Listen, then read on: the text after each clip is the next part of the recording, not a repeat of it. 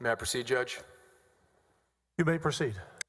Mr. Bangert, we heard a lot about your background. Obviously, you have a very esteemed career and resume, correct? My resume is what it is. Okay. Mine's not like yours, and so I'm just going to try and do a courtesy to you and ask you short and simple questions, okay?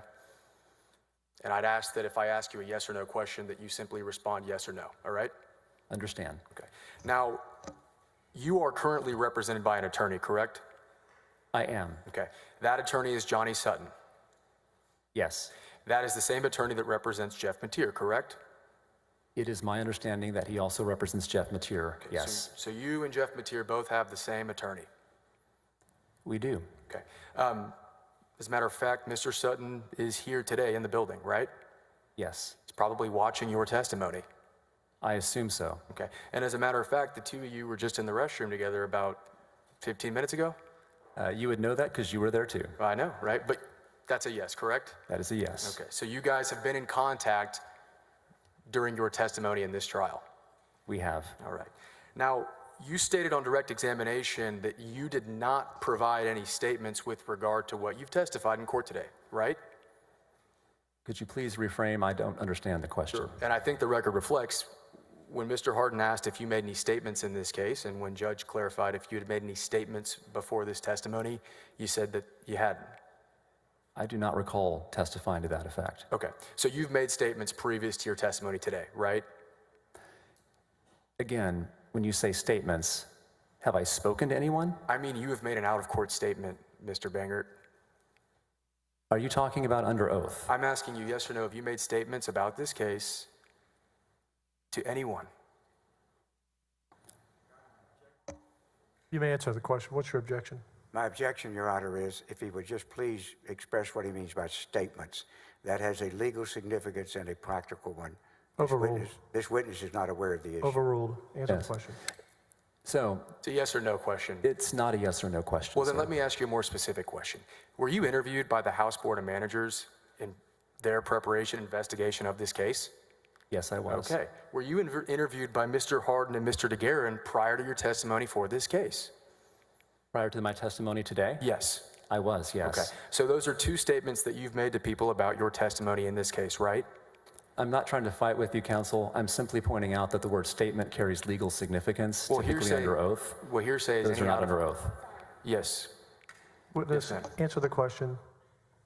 Not argue with the counsel. You've made two interviews prior to testifying today, right?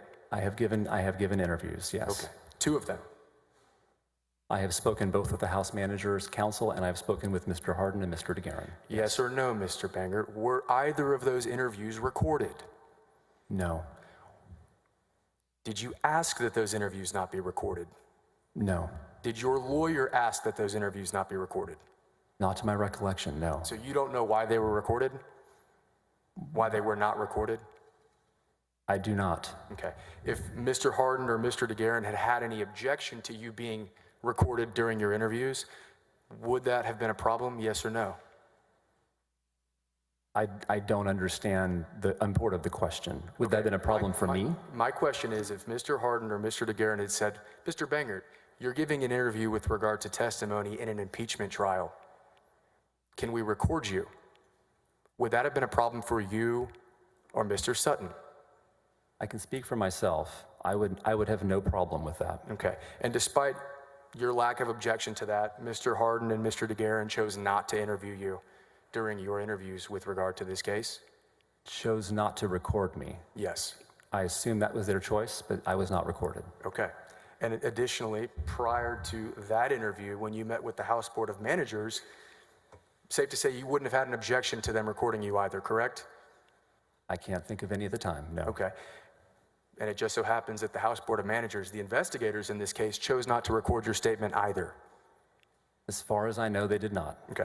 So you would have to agree that there are a lot of things that you testified to when Mr. Harden was directing you that we were hearing for the first time on this side of the trial, correct? I honestly cannot answer that question. I do not know what you know and what you do not know. Okay. Well, you had information that you produced actually to both sides of this trial within the last 2 days, correct? There was a text chain that was produced by my counsel. Okay. We didn't see Mr. Hardin produce those text messages during his direct, did we? Mr. Hardin producing his text messages to whom? During his direct examination of you, he did not ask you about text messages that you produced yesterday during this trial. Yes or no? No, he did not. Okay. Your Honor, may I approach the witness? Yes?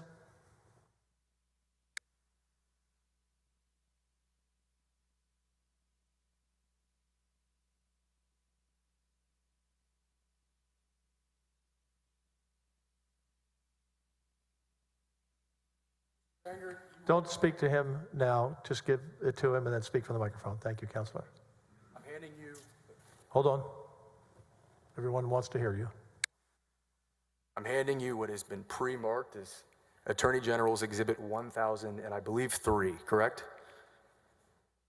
It is marked AG 1003, yes. Okay. Now, you recognize this document, do you not? I do.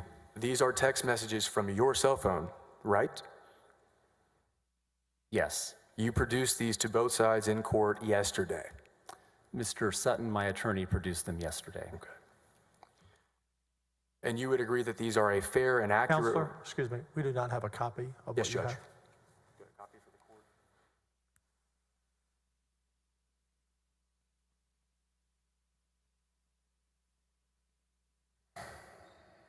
Continue. Yes, Judge. You would agree that these are a fair and Your accurate Honor, reflection... pardon me, Your Honor, we were not given a copy of those. Could we have a copy of them, please?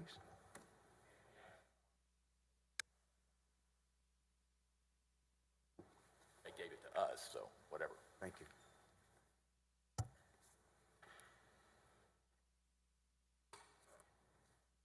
I'd ask the record reflect that I have tendered to opposing counsel a copy of their witnesses' text messages. Let the record reflect. Now, Mr. Bangert, you would agree that these are a fair and accurate reflection of the text messages between you and Ken Paxton in July and August of 2020, correct? Give me a moment.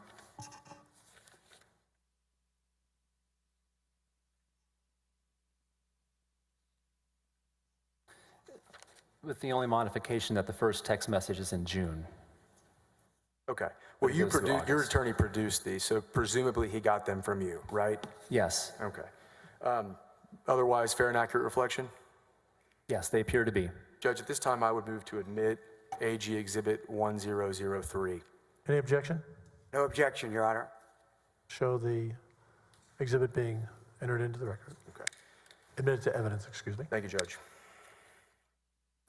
Mr. Bangert, you talked about two very, very, very specific conversations that you had with Mr. Paxton that I think stood out during your testimony. The first one of those was a conversation at Polvo's, correct? We did, well, Nate Paul was part of that, but Right. we were at Polvo's at lunch together with Mr. Paxton, Drew Wicker, and Nate Paul. And the second conversation was essentially a conversation that you overheard Jeff Mateer was having, right? The conversation at the Raga meeting in Atlanta, yes. Okay. Two separate conversations. Yes. Did you provide, I don't recall, did you provide dates of those, specific dates of those conversations during your direct examination? I do not believe I did. Okay. Now, you talked a lot about your experience and your resume. I think you've clerked, you've worked at, was it Baker Botts as a partner, right? I have both clerked and worked at Baker Botts as a partner, yes. You've worked at executive level positions in 2 attorney general's offices? Yes. You didn't get there because you don't have an attention to detail, right, Mr. Bangert? I'd like to think that I pay sufficient attention to detail. Right, and you document things that are important to you, do you not? Not always. Not always? Okay. Well, let's talk about that. You had documented in this case something that you thought was very important, the foreclosure opinion, did you not? I made a document that outlined my concerns about, oh, sorry, you said the foreclosure letter? Yes, the foreclosure letter. Well, I was shown the foreclosure letter today, yes. At this time, I would ask Eric if you could publish the House Board of Managers Exhibit 119.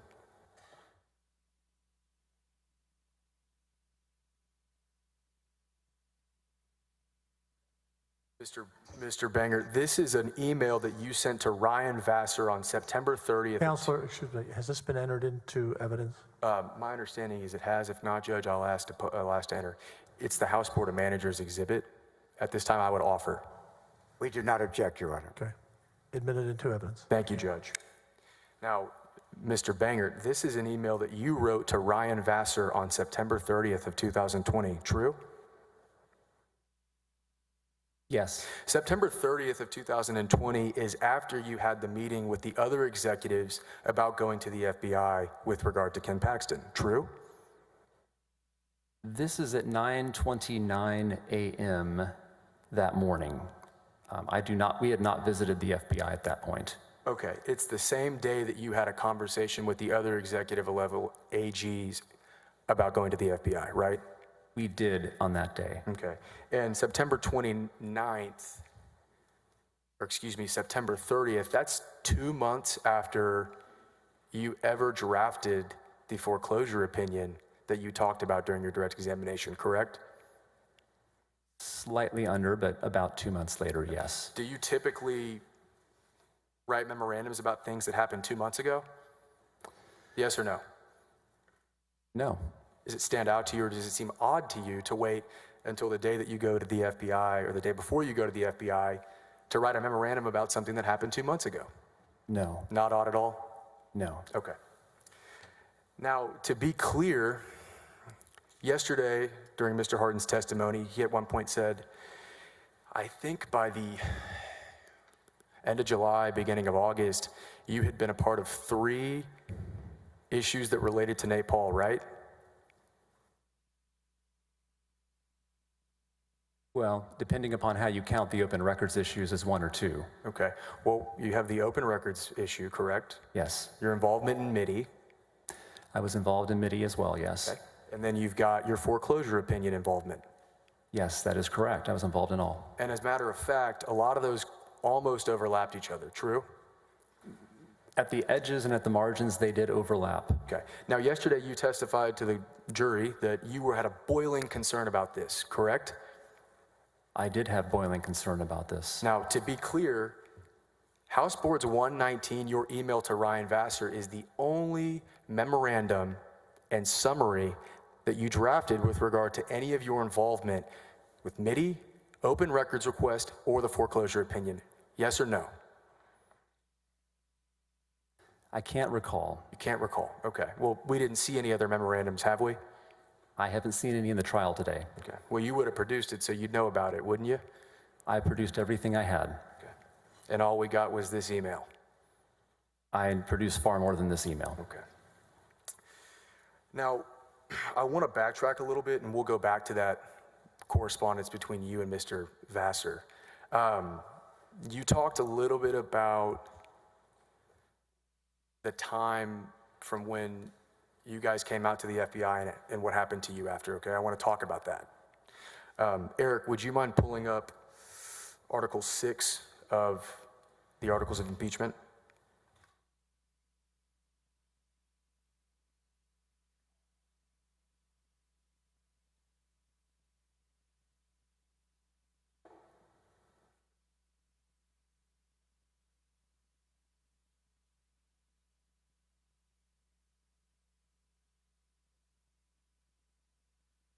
Article 6 accuses Mr. Paxton essentially of terminating or taking adverse personal action against employees for making a good faith report to law enforcement. Would you agree with that, Mr. Bangert?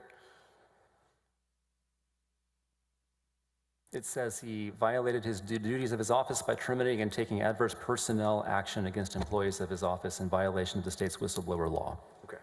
So kind of what I just said, right? I defer to the document. Okay. Well, if we read from it, it talks about terminating or taking adverse personal action. So I would like to talk about what happened to you. Now, at no point after you reported to law enforcement were you terminated from your position. It's a yes or no question, Mr. Bangert. Were you fired or were you not fired? I was constructively discharged. No. I asked you whether you were fired or not fired, yes or no. Answer the question. I was constructively discharged. Did Ken Paxton say you are no longer an employee of the Office of Attorney General? He did not say that. Okay, thank you. As a matter of fact, you resigned from the Office of Attorney General as the Deputy First Assistant Attorney General, did you not? I did resign. Okay, and you resigned under the title Deputy First Assistant Attorney General. That was my title at the time I resigned. Okay, so you were not demoted from your position as First Assistant Attorney General. I did not lose my title. Okay, and as a matter of fact, you were never suspended after you reported to the FBI, were you? I was not. Okay. You talked about Mr., I think maybe Webster, but certainly Ken Paxton stripping you of some of your responsibilities, right? Yes. One of those responsibilities was the fact that you were in charge of the Special Litigation Division, true? I was. Now, that role was actually moved out from underneath you, correct? That is correct. And they put it in charge of the division chief that was running that division at the time, right? My understanding was that Patrick Sweeten was put in charge of that division, yes. So essentially, Brent Webster promoted an under-level assistant attorney general? Yes or no? I do not know if he promoted Patrick or not. He certainly added some responsibility for Patrick, correct? That was my impression, yes. And that bothered you? Yes or no? It came without explanation or warning, so yes, it was troubling to me. It's possible that Mr. Webster just was promoting somebody that had been, I don't know, giving an exceptional performance at their job. That was the excuse that he attempted to give me. That's not what I asked you. I asked you if it was possible. I don't think so. Okay. Certainly they wouldn't take a job from Ryan Bangert, right?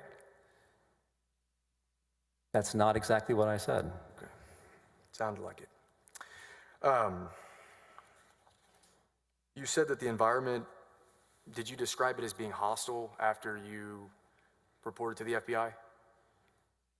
Yes, Maybe it was. Toxic, right? It was. Affecting the ability for people to get their work done? It was. Okay. Now, you left and you went to work for the Alliance Defending Freedom, didn't you? I did. And in your time, well, that would have been 2020, true? Say again? When you left the Office of Attorney General and you went to Alliance Defending Freedom. Counselor, can you raise that mic up a little bit closer Sure. to you? Okay. Is that better, Judge? That's much better for Okay, I'm gonna all lean the in here. jurors. Yes. When you left the Office of Attorney General and went to Alliance Defending Freedom, that was in October, November of 2020. November of 2020. November of 2020.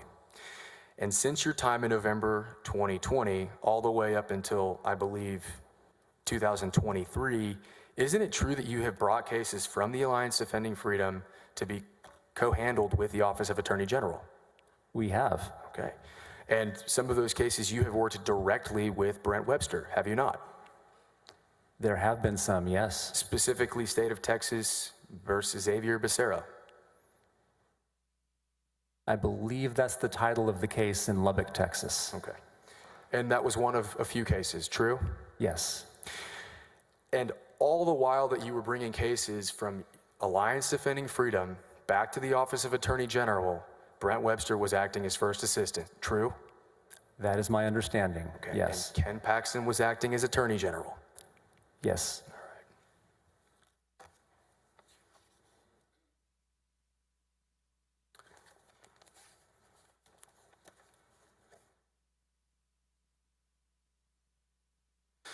I want to talk to you about the open records request, okay? You kind of gave us an explanation of how the process works, so I just want to rehash that out. My understanding is that if an individual makes a request to a state agency, that state agency has a certain time period to go to the Office of Attorney General and make a request for a ruling, right? There is a statutory time period to request a ruling, yes. Right. So in this case, the statutory time period, well, for example, when Nate Paul went to the Department of Public Services in March of 2020, if that was March 3rd, they had till March 13th essentially to request your office give an opinion, true? I do not recall the specific dates, nor do I recall whether it was Nate Paul or one of his attorneys who made that request. Okay. I just want to clarify, you do not recall the specific dates in which the DPS request by Nate Paul's attorney was made? It was in the spring of 2020, but I don't recall the precise dates. I'd have to see some documents around that. Eric, would you mind pulling up Article 3?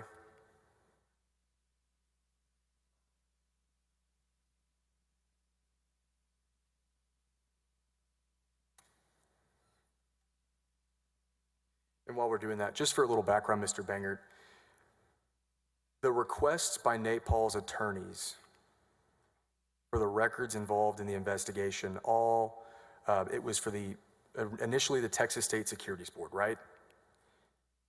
Yes, the initial request went to SSB. That was in 2019.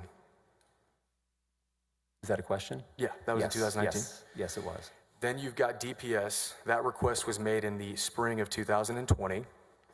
That is correct. And sometime later, arguably end of May, there was a request made for FBI's comment or brief on the DPS request that was originally filed in the spring, right? I believe that was part of the second request. Okay, so we're talking about 3 different records requests, correct?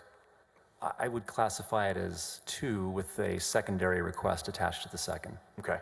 And then you also have to throw in the request for reconsideration, right, on the Texas State Securities Board. That was part of the first file. So essentially, the Office of Attorney General makes 4 separate decisions about records relating to Nate Paul. We made at least 3. I don't know if it was 4. Okay, well, let's go back to fall of 2019. Texas State Securities Board.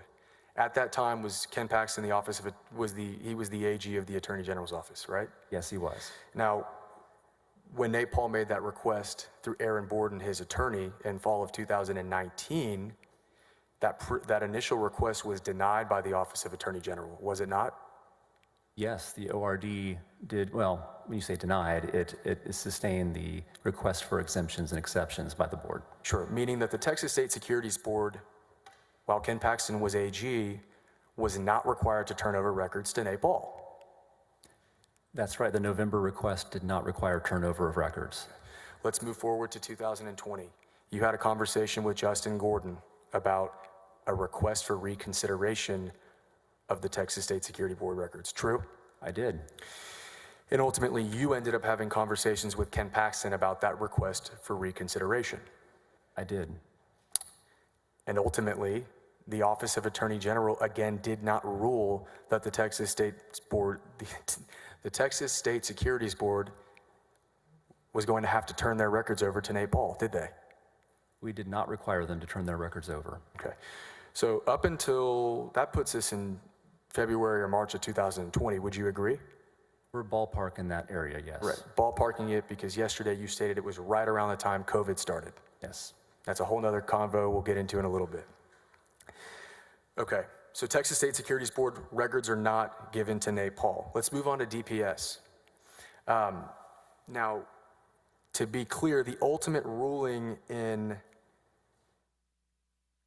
decision by the Office of Attorney General with regard to the DPS records was that they refused to rule in that situation. It was a no decision.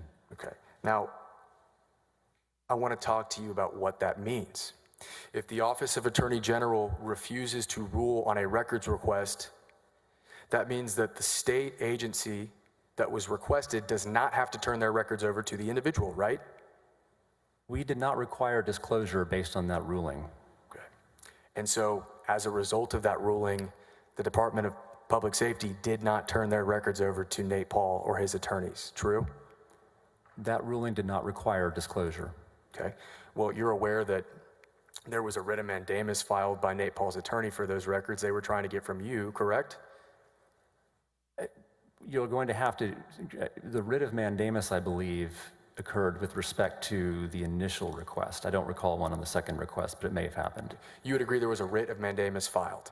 At some point, it was my understanding that a writ had been filed. Okay, and you're not going to tell this jury when that suit was resolved, are you? No. For a matter of fact, it could have been pending into the winter of the next year, true? As far as I know, and for clarity, when you say writ of mandamus, I'm assuming you're talking about federal practice. No, I'm before the talking Fifth about Circuit. no writ of mandamus in the district court for the Department of Public Safety records. You're talking about the second issue then? Okay. Yeah. No, yeah, there was a pending action in the district court. Okay. So they weren't just going to Office of Attorney General to try and get these records that they were after, right?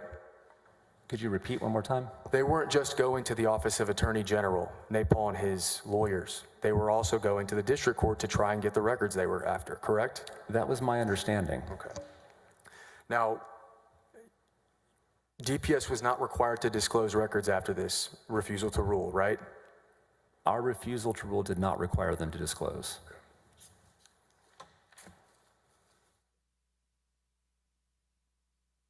You stated that that was contrary to precedent at the Attorney General's office, true?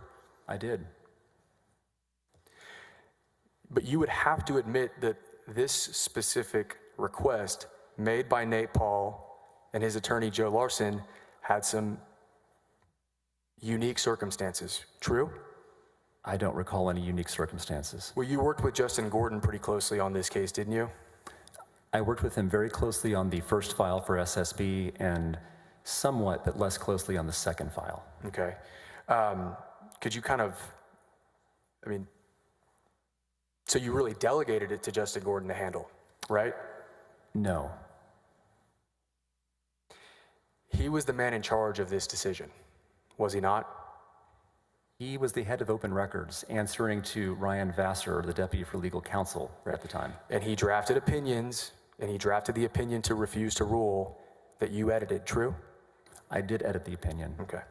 Your Honor, may I approach the witness? Yes, you may. Just don't talk on your way up or back. Yes, Judge.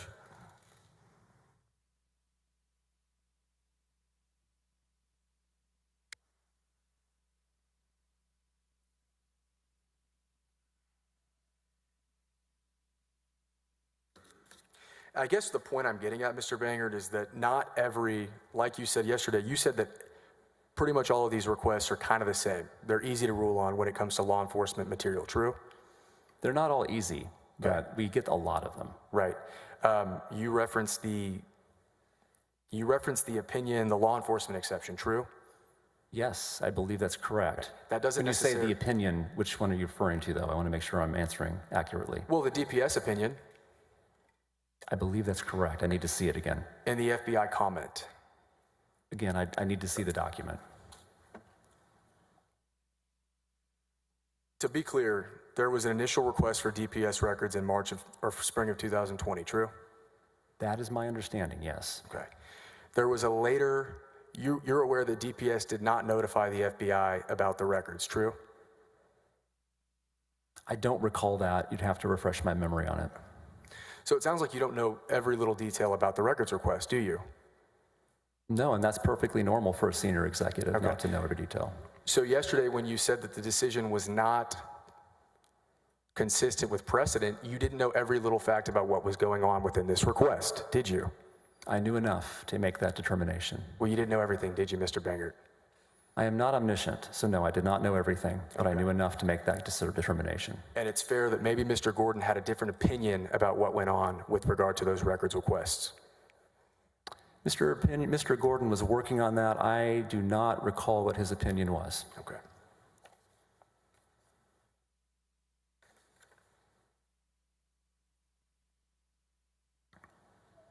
Are you aware that ultimately the Office of Attorney General did disclose the FBI comment?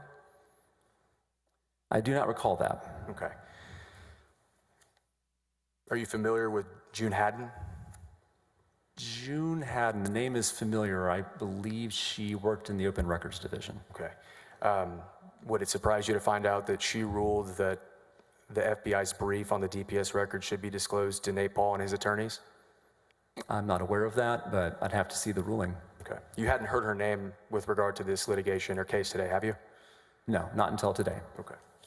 And you have no opinion as to whether Ken Paxton prodded June Haddon to turn those records over to Nate Paul, do you? You'll have to ask the question again. It was coming fast. There's no evidence, you don't know of any evidence, or you have no opinion that Ken Paxton told June Haddon to turn the FBI comment over. I'm not aware of any conversation to that effect.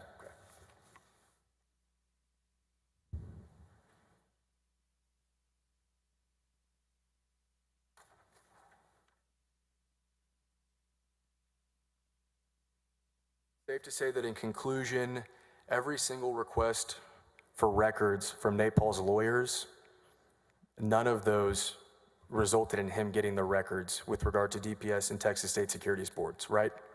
I'm not aware of any disclosures that were made, Okay. at least by our office formally. So essentially, every ruling that was made with regard to those records was the same, had the same effect as if you refused to require DPS or Texas State Securities Boards to turn those records over. The net result was they did not have to disclose the documents. Okay. You were involved with MIDI as well, right? Yes. Now, you talked about the fact that Ken Paxton directly ordered you to intervene into the lawsuit, true? Yes. Now, you would agree that if you thought something was illegal, you wouldn't want to delegate it to a lower level attorney, true? That I don't even know how, no, that does not, Yes or no? Would you delegate illegal activity to a lower ranking attorney? the question doesn't make sense because I wouldn't carry out illegal activity. Judge, I'd asked a non-responsive. I've asked him a question. Answer the question. Yes or no? I would not instruct anyone to carry out illegal activity. Right, that's why you didn't have Ryan Vassar sign that opinion in July of 2020. I did not have him sign that opinion because I had a very bad feeling of where that was headed. Okay. Well, let's talk about what you did in the MIDI case. You had no problem instructing, well, let me rephrase that. You did instruct Josh Godby to intervene into the MIDI case, did you not? I did. And when Ken Paxton asked you to file a motion to stay, you told the jury that you were opposed to filing that motion to stay, did you not? I did. But you turned around and you asked Joshua Godby to file a motion to stay in that case, did you not? I don't recall that. Okay. He filed a motion to stay, didn't he? That is my understanding. Eventually, a motion to stay was filed. Okay. You didn't walk up to Ken Paxton and say, Ken, I don't agree with what you're doing, and so I'm not going to do it. I did not have that conversation with him, no. And at no point did Ken Paxton say to you that if you do not intervene into the MIDI case, that you're going to be fired. No, we never had that conversation. You are aware that MIDI has been previously of interest to the Office of Attorney General, true? You'll have to refresh my recollection. Okay. Well, when Greg Abbott was the Attorney General, you're aware that the Office of Attorney General filed suit against MIDI. Yes, that did happen. Okay. So you are aware that their background isn't necessarily squeaky clean. I wouldn't put it that way. Okay.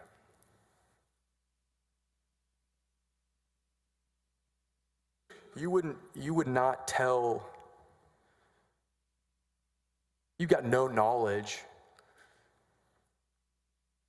that Ken Paxton was entering into the MIDI litigation for the purposes of benefiting Nate Paul, would you? Well, I disagree with that. Okay. Do you have personal knowledge? Yes or no? I do. You do? Yes. Well, Jeff Mateer made you aware of the fact that Jeff Mateer made you aware that World Class was disgruntled and not happy with Joshua Godby's performance in the intervention in MIDI. True?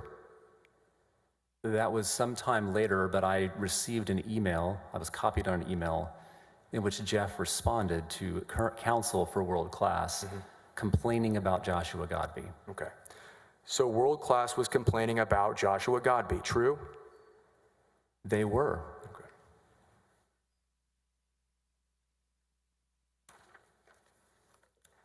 Now, at some point, you stopped talking to Joshua Godby. I want to say that was, let me back up. You stopped talking to Justin Gordon about the open records request. True? At some point, the issue came to a rest, Right, so I would have no occasion to talk to him after. Probably when you made the final ruling not to disclose the records in the Department of Public Safety request. When the no decision was issued, yes, that's when it would have terminated. Now, about 1 or 2 days after that, it might have been June 2nd, you started talking to Joshua Godby about the MIDI Foundation case. True? That sounds about right, yes. And Ryan Vassar has his hands in the open records request at that time too. True? He was overseeing the Open Records Division. Because he took your position, right? He did when I was promoted. Okay. So Ryan Vassar is also probably aware of these different interactions with Nate Paul between the Office of Attorney General and Nate Paul, correct? You'll have to ask him that question. Okay, well, safe to say that he worked on the open records request with you, right? He worked on it, yes, And he worked on the foreclosure opinion with you, true? he did. Okay, so those are two different scenarios where you and him both worked on Nate Paul issues, true? At least those two. Okay, and it's fair to say that you and Mr. Vassar were discussing the fact that you both had been involved with Nate Paul At what time? at some point when you were working on these cases. We had discussion around those two instances. We discussed the work that we were doing. Okay, so you would not tell our jury, the senators, that the executive level attorney generals did not know that different divisions or facets of the office were involved with or working on cases regarding Nate Paul, would you? We began to piece together the linkages between these matters over time. Okay. But you didn't do anything about it until September, I want to say 30th of 2020, true? That's false. Well, you didn't go to the FBI until September 30th of 2020? We didn't go to the FBI. Let's talk about that foreclosure guidance. Eric, would you mind pulling up Article 2?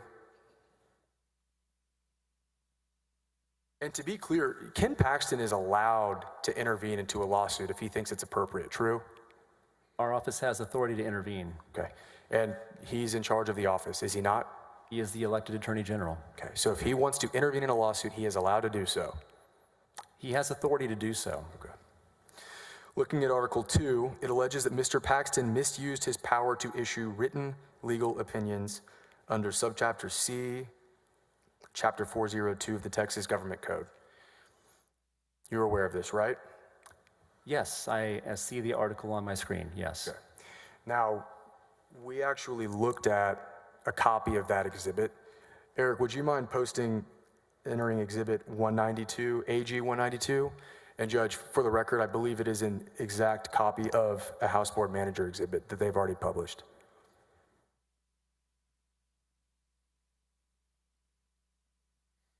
Would you scroll to the second page, Eric?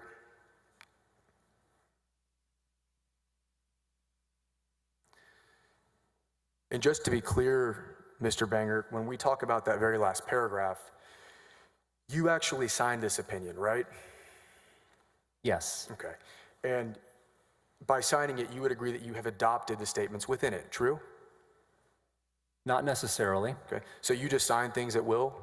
no. No? Okay. And you signed this document, right? I did sign this And document. the very last sentence or paragraph in that document says, it is not a formal opinion under Subchapter C of Chapter 402 of the Texas Government Code, true? Would you scroll down to the last paragraph? Well, you wrote the opinion and you read it a minute ago. You would I'd agree like to with see that. I would like to see the document. I've got a copy.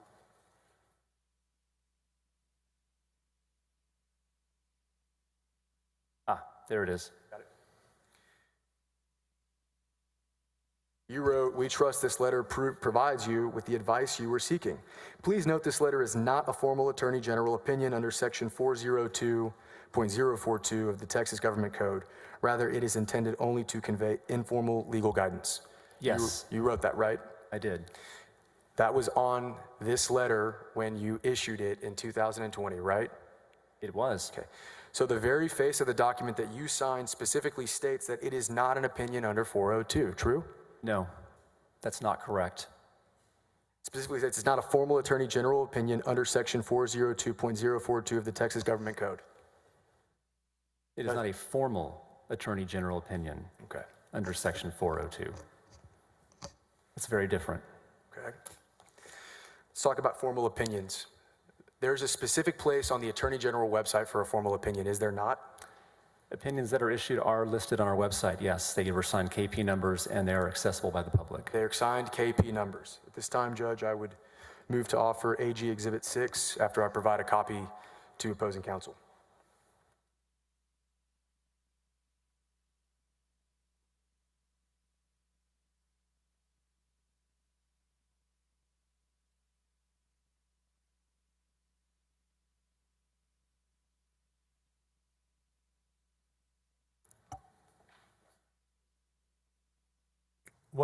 if you have one more copy for us, we'd appreciate it. I've got one more copy for the court. I have no objection, John. We'd still like to see it. Yes, Judge.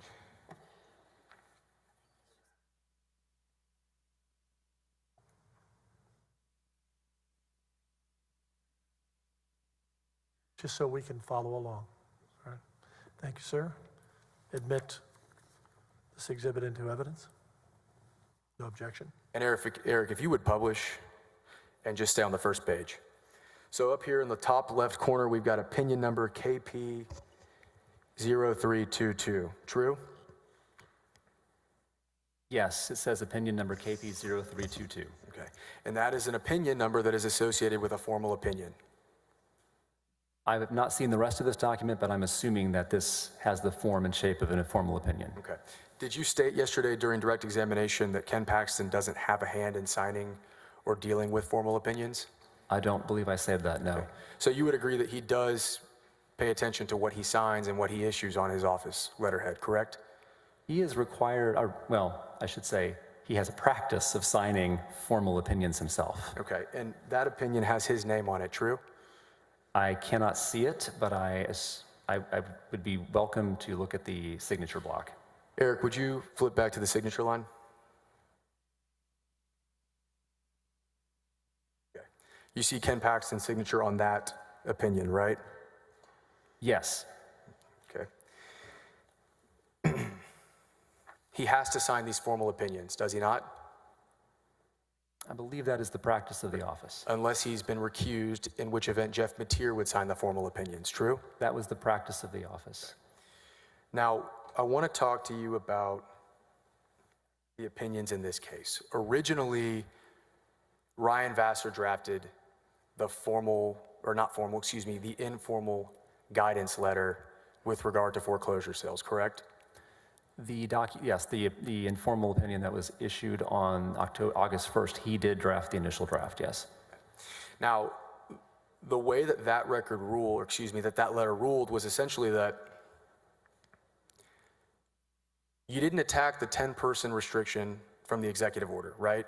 You just said that judicial foreclosure sales were accepted from the rule and could go on with that restriction. I would need to see the document to refresh my recollection on the precise contours of the opinion.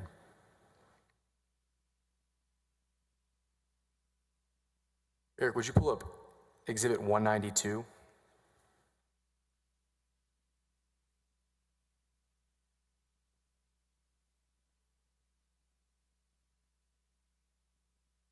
I mean, Mr. Bangert, you drafted this opinion, did you not? Well, Mr. Vassar drafted it, and I provided edits and corrections to it. So you're familiar with the content? I was 3 years ago. Okay. Well, if you take a look at it, you would agree that it ruled that foreclosure sales could still go on despite the fact that there was an executive order restricting public gatherings outside to 10 people. True?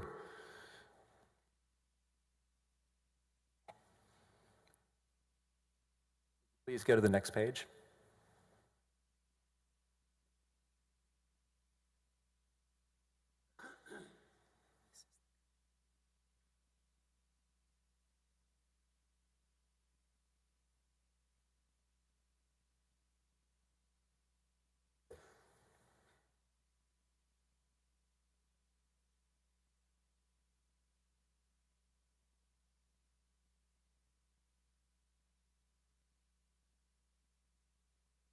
There were very limited circumstances under which foreclosure sales could proceed, but we were subjecting those to the hard 10-person cap. I mean, you testified with regard to the subject matter of this yesterday, didn't you? I did.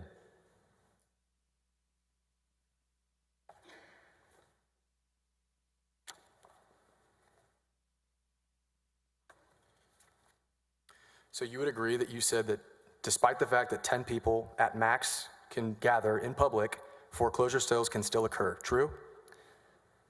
That misrepresents the opinion. Well, if there are, you said that foreclosure sales could still go on, did you not? Is that not what that opinion says? No. It doesn't seek to invalidate the 10-person rule, does it? You need to go to the next page of the opinion. Go to the next page, Eric. Thank you.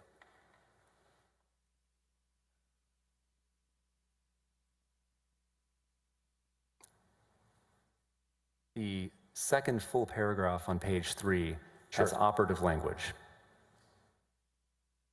Elaborate on that. Pardon me? Tell us about that. If a foreclosure sale is subject to and not exempted from the 10-person attendance limit imposed in Executive Order GA-28, it should not proceed if one or more willing bidders are unable to participate because of the attendance limit. Okay. So, how are you saying that when Ken Paxton asks you to change the opinion, that it is contrary to precedent and the position of the Office of Attorney General at that time?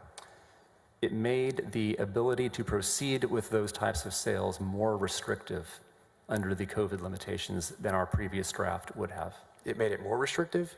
Yes. Right, which means that, in a sense, it benefited people that maybe didn't have their jobs at the time and didn't have money to pay their mortgages off, true? I do not know who this was benefiting. At least at the time I was writing it, I didn't know who it was benefiting. Did you lose your job during COVID, Mr. Bangert? Say again? Did you lose your job during COVID? I did not. Did you struggle with the ability to pay a mortgage during COVID? I did not. You would have to agree with me that many people did lose their jobs during COVID, true? I understand that that did happen. Okay, and as a result of losing their jobs, many people probably couldn't afford rent and they couldn't afford their mortgage, right? I also understand that financial institutions were suffering because of restrictions on their ability to foreclose on their loans. Objection non-responsive. May he please answer the question, Your Honor? Let him be allowed to answer. Is that an objection, or are you just making a comment? It is objection. Okay, well, overruled, but let him clearly answer the question, but answer the question directed. Yes or no? My question was yes or no. Could that affect people and their ability to pay their mortgages and their rent? Could what affect them? A ruling that foreclosure sales, or excuse me, that COVID was in existence. COVID was in existence at that time. And it caused people not to have money and not to be able to afford rent and not to be able to pay their mortgages, true? I believe the economic disruption caused by COVID had some of those effects. Okay, and the job of the Office of Attorney General is in part to protect the public, true? The Attorney General's office is a sacred trust and it's always to be used for the public benefit. Right, now, All of the public. Eric, could you publish Exhibit 119 again? This is your memorandum of what happened with regard to the foreclosure opinion. And you stated in Exhibit 119 that you were not certain why Ken Paxton wanted this foreclosure opinion issued, true? There's no exhibit on my screen. 119, Eric.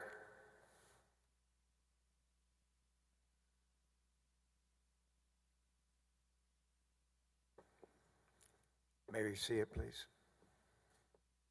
I think it's been entered, Rusty. I said, we don't have it. Oh, I understand. Eric's pulling it up. We don't have a copy. It's y'all's exhibit. Is it in evidence? I don't think it's in evidence. It's in evidence, Judge. I've already referenced it during this examination. He submitted it earlier. You didn't object, I believe. Oh, I believe that's the case. If that's Yes, the case. no, this I If recognize. that's the case for an error, but I don't think we had it marked as in evidence. Thank you very much. Yes, sir. You stated that you were uncertain why Ken wanted the foreclosure opinion issued, true? He had provided me a rationale. It's a yes or no. You said in this memorandum right here, you were uncertain. I was uncertain. Okay.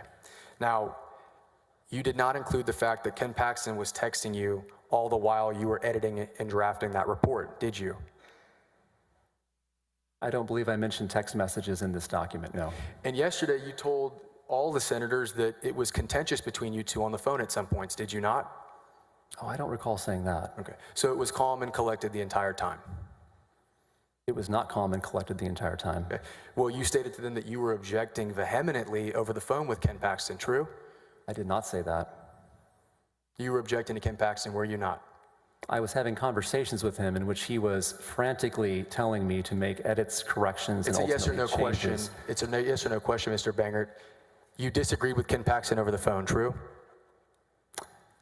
I had conversations with him about the contours of the opinion. Okay, so you're not saying you disagreed with him then, are you?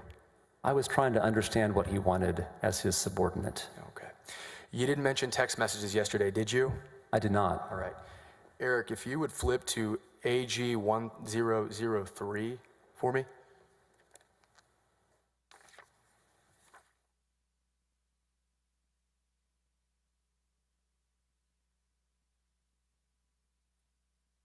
Now, Mr. Bangert, you stated on direct examination yesterday that, quote unquote, Ken Paxton was acting like a man with a gun to his head. Did you not? I did say that. Okay.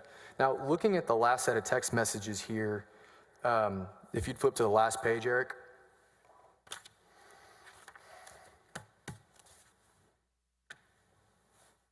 I'm just going to read from the exhibit. Thank you again. I can't express in words how much I appreciate your work, especially over the weekend.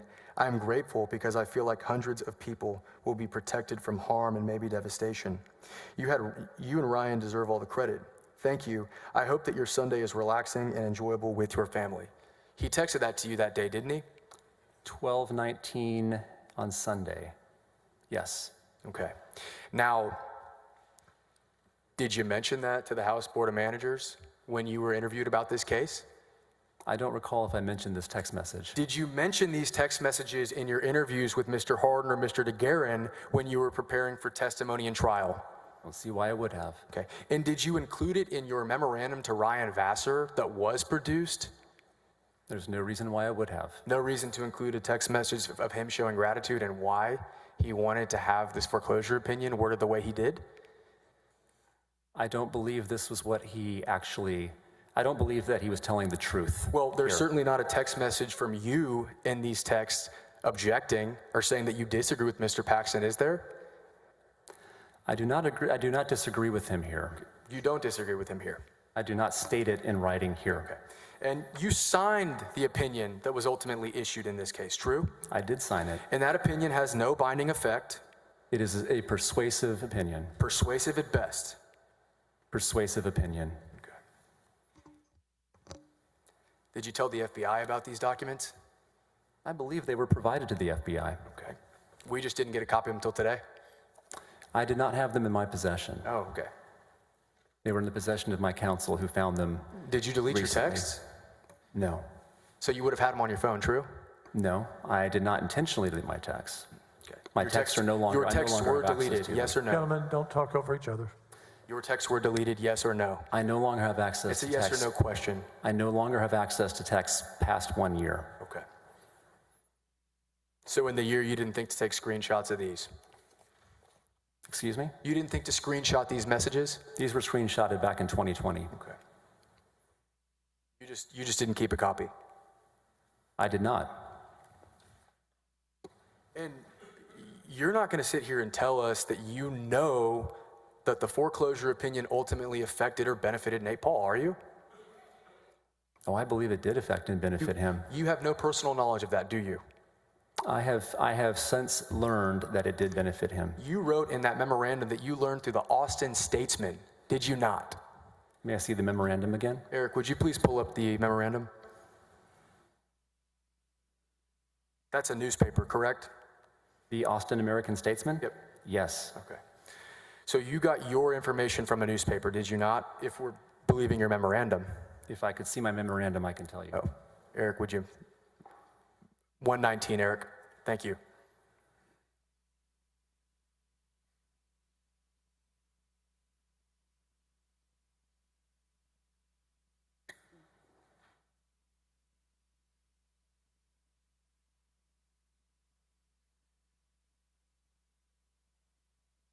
I think it says on the following week, on August 4th, the Austin Business Journal, excuse me, I stand corrected.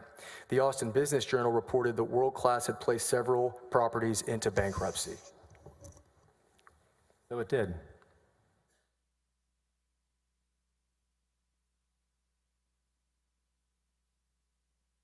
Are you aware of when the foreclosure was supposed to take place? I was not aware of any foreclosures of Nate Paul properties when I was writing the opinion. No, I'm talking about after. I'm talking about August 3rd and August 4th. Were you I aware subsequently learned that that was taking place. that the foreclosure was supposed to take place on August 4th? That, I don't know for sure, but it would have been the statutorily appointed date, whatever that was, in 2020.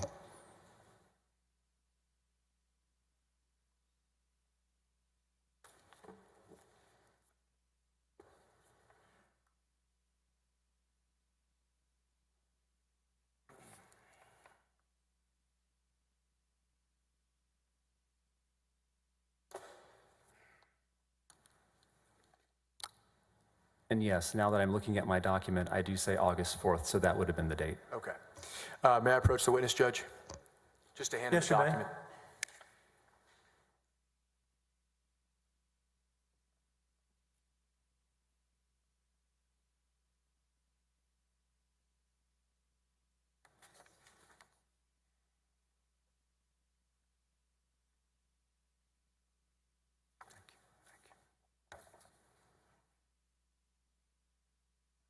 And Judge, at this time, I would offer AG Exhibit 295.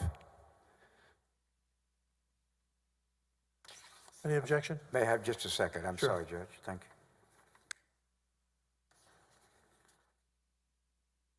you. No objection? We'll enter, what was the number on that? I don't have a number on that. 295, Judge. Enter 295 into evidence. Eric, would you mind publishing AG 295?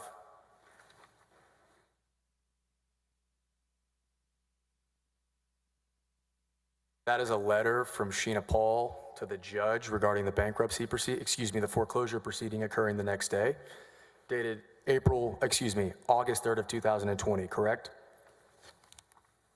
This is executed by Brian Elliott. Attorney for World Class, right? I assume so because it has World Class's, one of their property names at the top of the letterhead. You would agree that this document has the letterhead of August 3rd, right? It is dated August 3rd. Now, you were not present in the district court when this document was filed, were you? No. So you have no idea what impact it had on the district court judge in that proceeding, do you? I have not talked or spoken with Judge Gamble about this, no. Now, the very next day, the day that the foreclosures are supposed to occur, you find out that a bunch of Nate Paul properties are world-class properties are put into bankruptcy, right? That's what the Business Journal reported. Okay. You've been in civil practice for quite a long time, true? Over a decade at that point. You are very, very aware of what happens to properties when you file bankruptcy, are you not? I was not a bankruptcy practitioner. Well, surely you're aware that when you put a document, you file bankruptcy on something, it causes a motion to stay, does it not? There is an automatic stay that's applied based on my recollection. There you go, which would prevent any type of foreclosure sale, would it not? Again, I am not a certified bankruptcy practitioner. I know that there are exceptions to that. I can't even begin to speak to the legalities of these properties or how those would have applied in these cases. Well, you knew a lot of law, on direct examination with Mr. Harden, and now you don't know about bankruptcy proceedings? Mr. Harden did not ask me about bankruptcy proceedings. You had no problem putting in your memorandum that the properties went into bankruptcy. The properties were going into bankruptcy, that's correct. Okay. Or, I'm sorry, they were going to foreclosure. It's possible that the bankruptcy filings did not, or those are what prevented the foreclosures, true? I don't know. Okay, well. But I think it's interesting that World Class submitted a copy of our Objection to non-responsive. opinion. Objection to non-responsive. May I approach the witness, Judge? Yes, you may.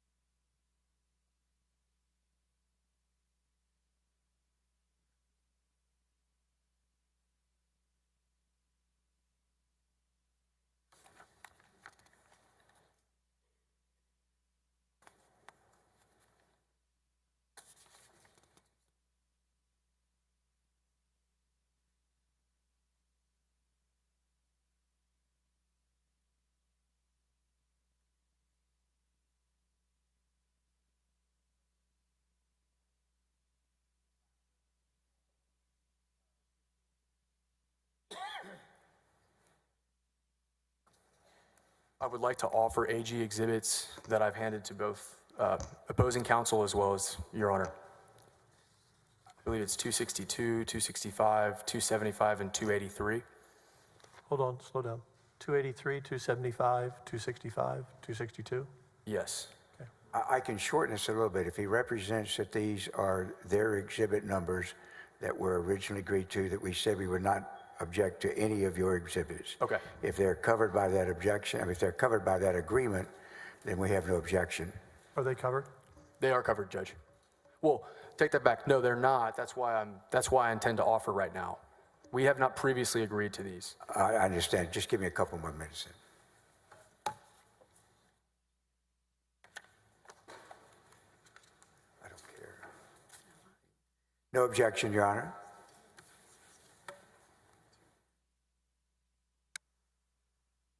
Can you just clarify for the record, we have one with a number and what the other numbers are? You may have the copies back.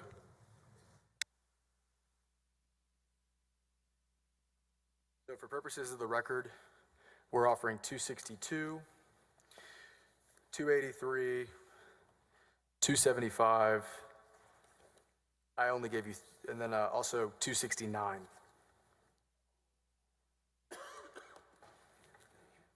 No objection? 269 was a new number from the one you repeated back to me? Yep. Just want to be clear. 269, 275, 283, and 262.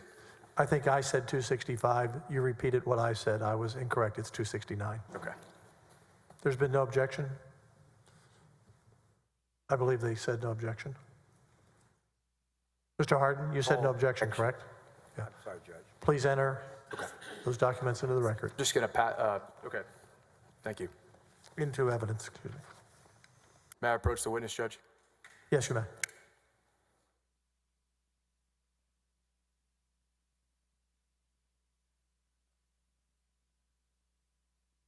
There's got to be something. These are all bankruptcy filings by Nate Paul and his attorneys made on August 4th and August 5th, okay? Say so. All right. Now, if these bankruptcy filings were filed on August 4th, the date that the foreclosures were supposed to occur, that would stay the foreclosure sale, would it not? I don't know. You don't know. Perhaps. So it's possible that Ken's issuance of the informal guidance letter didn't cause the foreclosure sales to go away. It's possible. I do not know what effect that letter had Okay. on the foreclosure sales. Are you a Trump fan? I'm sorry? Are you a fan of Donald Trump? I voted for President Trump. Okay. You're a staunch conservative, are you not? I am. Are you aware that only a week after you guys issued this opinion, he issued an executive order that basically mimicked the attitude towards foreclosure sales? I'm not familiar with that executive order. Okay.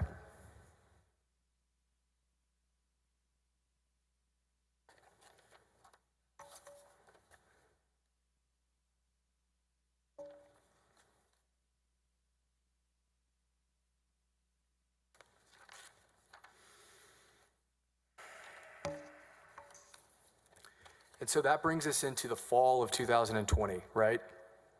August, September? September is the beginning of fall. Okay.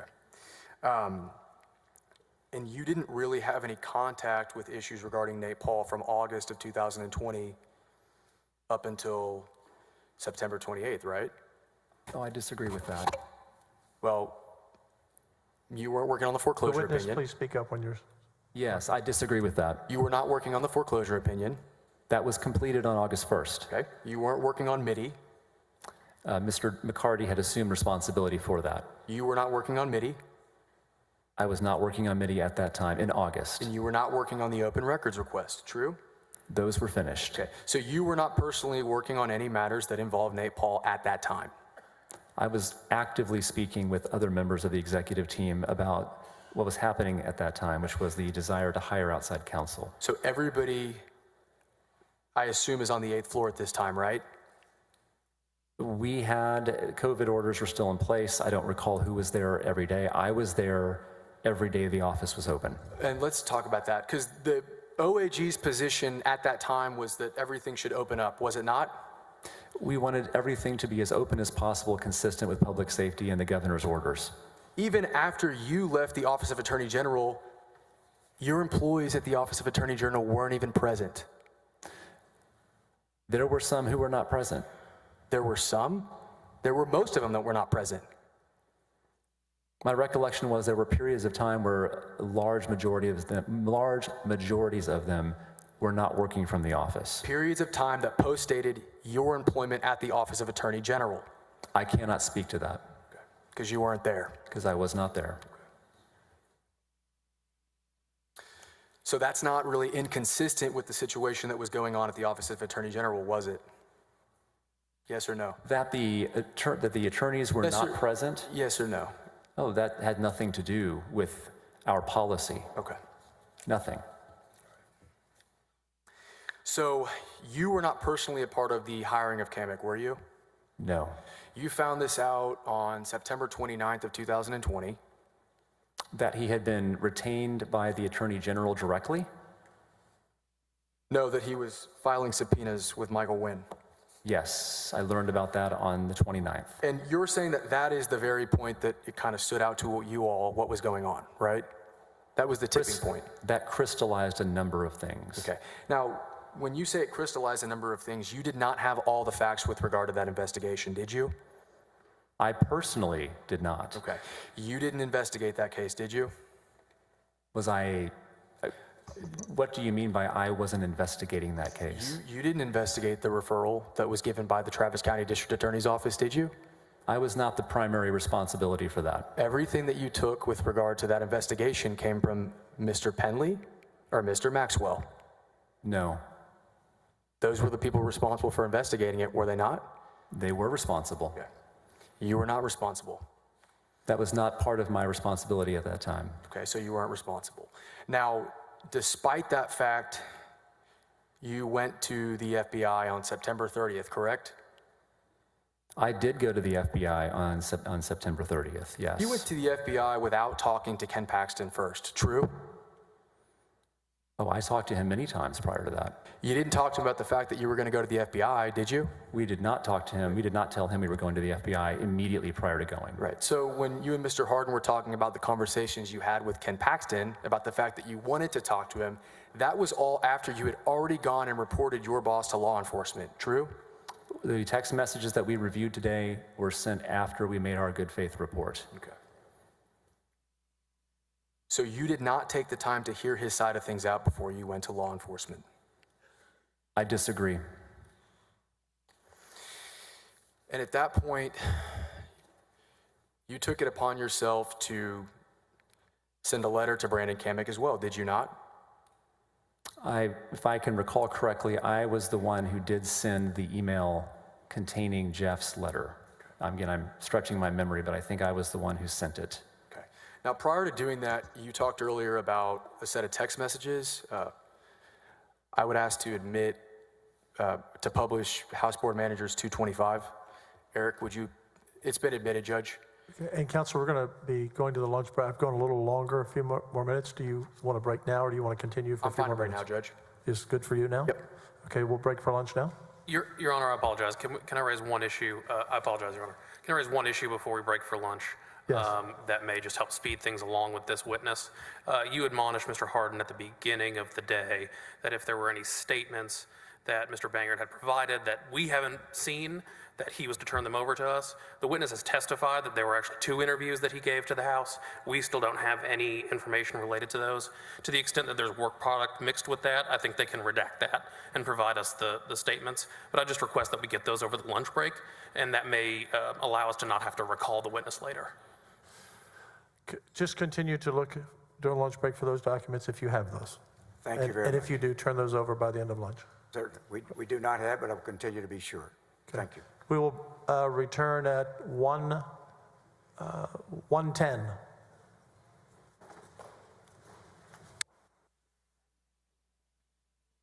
I don't either, because this is our whole theory.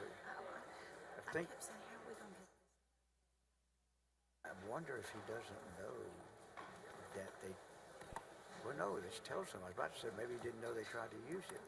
He may not